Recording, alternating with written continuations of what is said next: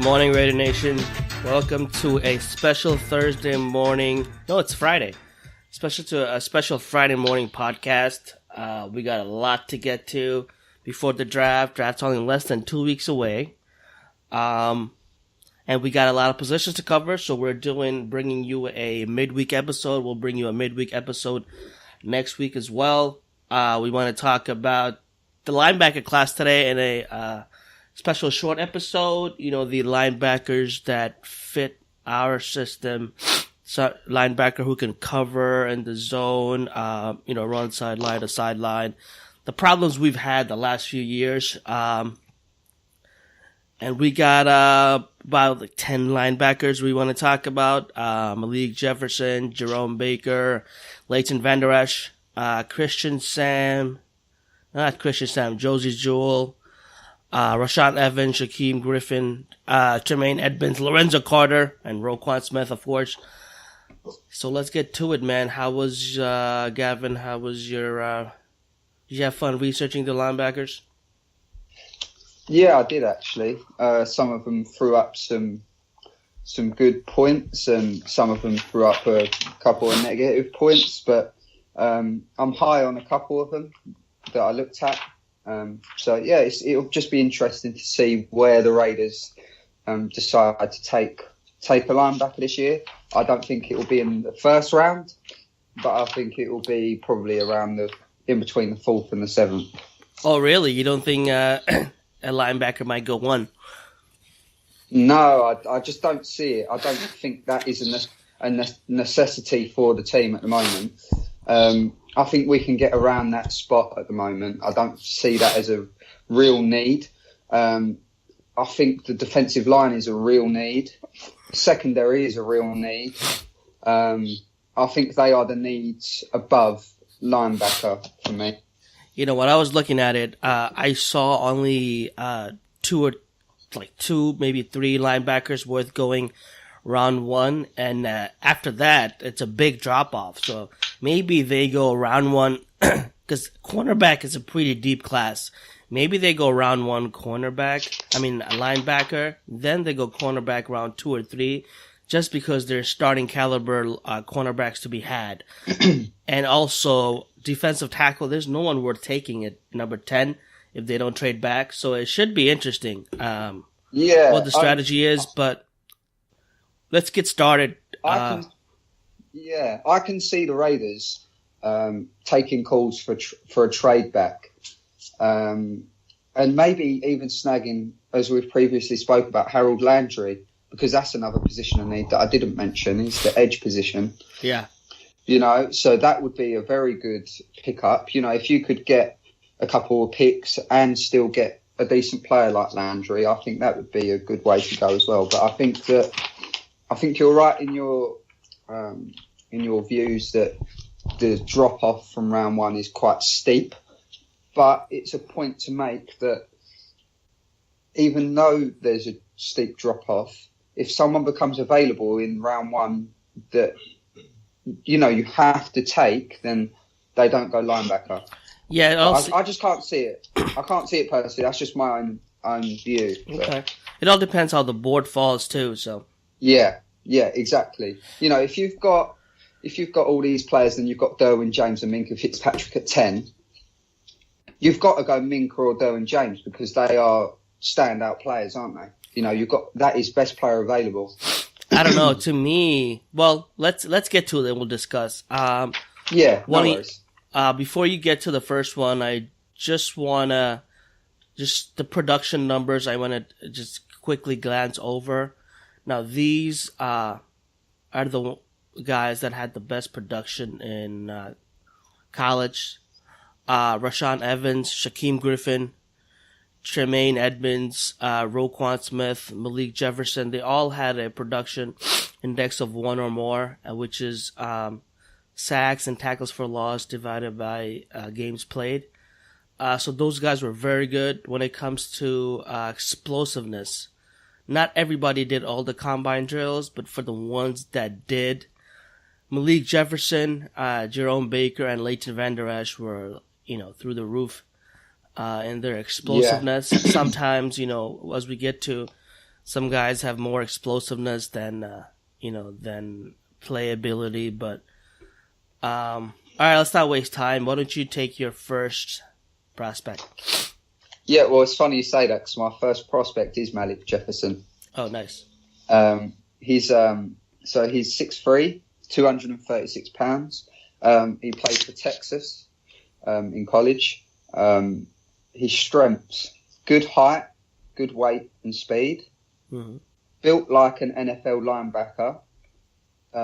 He's explosive with good hip movement.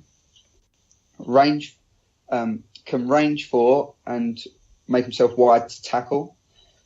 Committed in pursuit. His production improved dramatically in 2017 from 60 tackles to 104 tackles. That was after they made a defensive coordinator switch for that year. Can be utilised as an A-gap blitzer or off the edge. His weaknesses: lacks instincts. Leverage in pursuit is inconsistent. Could play faster. He needs improvement in his bend, so in his bend in his knees. Gets beat out by opposition too often, and needs to be more aggressive. And to be honest with you, I can see why people would think he would go late round 2, but I'm going to give him an early round 3 grade. All right, makes sense. Yeah, I think that because obviously we'd spoke about the drop-off, but I think he's still a decent level of linebacker. But I think he will just sneak into round 3. Just. Yeah, it's also position value as well. Yeah, exactly. But I wouldn't be surprised if he does sneak into the end of round 2. But I wouldn't be surprised if he was in early round 3 either. Okay. My guy is Rashaan Evans. He had pretty good combine numbers. His vertical wasn't as great on 30 inches, but he had good 3-cone, 6'9", He's 6'2", 232. So I'm looking at his run defense and blitzing bitterly. I think he's the best rushing linebacker, off-ball linebacker I've seen. He has plenty of moves, he can bend. He has a good spin move off the edge, because most of the time when I was watching film, third down, instead of covering, he was lined up in the line of scrimmage as a edge pass rusher. So his strengths were very strong against the run, faces blockers with strong hands and sheds, very good blitzer, and has some pass rushing moves. When he squares you up, you're going down hard. A smart zone cover guy who disrupts routes coming through his zone.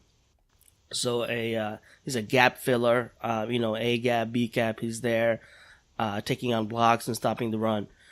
Weakness: more of a downhill guy instead of a sideline to sideline guy. Does not have the athleticism to cover tight ends and running backs one-on-one, and he needs to work on his one-on-one coverage skills. Summary: okay. A hard-hitting, smart middle linebacker who is a really good aggressive lane filler and run stuffer. Not a guy who can match up against tight ends and shut them down, but can hold down his own playing zone. For the Raiders, he fits as an inside linebacker and can start for many years of healthy. Now, he's a good player. I just think his value drops because he's more of a 2-down guy than a 3-down guy right now at the moment. Yeah. So I have a early to mid second round. Yeah, I would go along with that. I actually watched quite a lot of Alabama last year because that's my favourite college team. So I see him quite a bit, and I agree with most of the points that you said about him. I think that he will be an inside linebacker. I don't see him being a third down back. I think like maybe second as well. But he's got good production value, and he can come in from day one and be a rotational piece that the Raiders could utilise effectively in Gunther's scheme. Yeah, and the Raiders are mostly looking for a guy who can cover middle of the field and that wouldn't make sense for her skill set to take him around 2. So he drops. He says for a Raider, he's even lower on the list. But for now, I do have him as a mid-second round. All right, let's move on. Who we got? Okay, Micah Kaiser. Mm-hmm. He's 6'2", 240 pounds. Played for Virginia. His strengths: he's built with a sturdy, assertive frame. He quickly diagnoses plays when they're happening. Consistent run stopper on the line of scrimmage. He plays tough. He's got excellent tackle production. His production tackle-wise is very, very good. As I said, his production was good. He had 19 sacks, 8 forced fumbles over 3 years. So that's some good numbers for a linebacker. His weaknesses: limited athletic ability. When I was watching the tape, he looked very stiff. Doesn't drop pad level nearly enough. Running backs, when I watched him, exploited him in contact. So a bigger running back would exploit him and gain extra yards that you wouldn't want. You want them to wrap him up, but he didn't wrap him up effectively enough. He got exploited.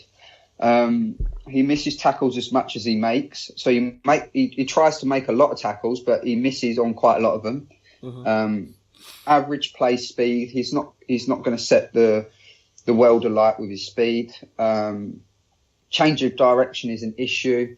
When I was watching him, he was trying to tackle the running back, but he couldn't get to him just because of his change of direction was too slow. And he's a liability in man coverage. So maybe that's not the way Raiders go on that basis. But I would give him a mid-round 6th grade. Okay. I think he slots into the lower tier of linebackers. Mm-hmm. But he would be an inside linebacker. Okay. All right, my guy is everyone's guy, Roquan Smith, next on the list.